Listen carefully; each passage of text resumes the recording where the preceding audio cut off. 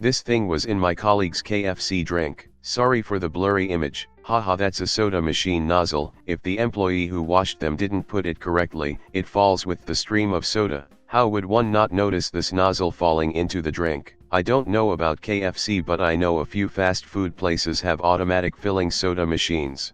Employee places the cup, pushes button for size, and it dispenses the proper amount of liquid. Employee likely wasn't looking at the machine and doing something else. Definitely didn't hear it since back of house is loud, and if it's the drive-through they might have a headset on. Every restaurant should take them all off at night to sanitize them. I wonder what percentage of restaurants actually do this. I have worked at quite a few different places and all of them had us take these off every closing shift and leave them soak overnight, or else they get all sticky and gross. What is this candy bar? I ate it when I went to Ocean City back in like 2007 or something and I was obsessed with it. Is it a Wazoo? Oh my god, it is. Thank you. Solved. After looking at that picture I want one now. That looks delicious. Saw this on the beach today. Small bubbles of air come out between the small yellow balls and the water is moving slowly in the right side of the picture. There is no smell coming from there. Does anybody have any idea what is this thing? Possibly a sinkhole? We had a kid here in Indiana fall into one at a popular dune. He got out alive, but was stuck in a pocket of air for some time. This seems like perhaps the area is unstable and someone half-assed a barrier with plastic chairs. After looking it up, the sinkholes in MT Baldy are caused by something I wasn't expecting. The dune is on top of an old forest, and the trees rotted out with the bark mineralizing or just holding shape, so what's left is tons of tunnels under the dune. The kid basically fell through an old tree. They could even see bark texture around him. Holy crap, I would never have expected a tree to last long enough for sand to naturally bury it. In the right conditions it will only take a few decades for sand to bury an upright tree, depending on the height of the tree of course. Once I saw an entire toilet block get buried under the sand in only a matter of years.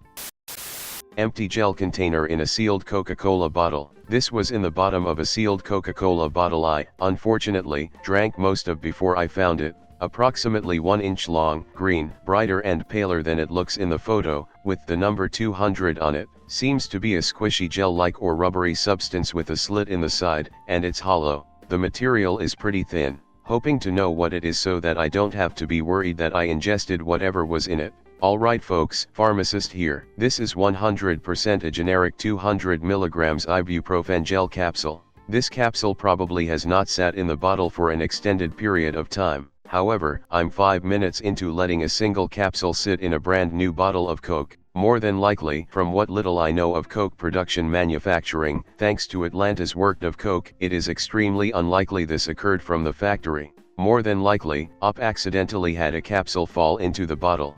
Alright, so now there's powder involved, which I found when I looked at the bottle this morning.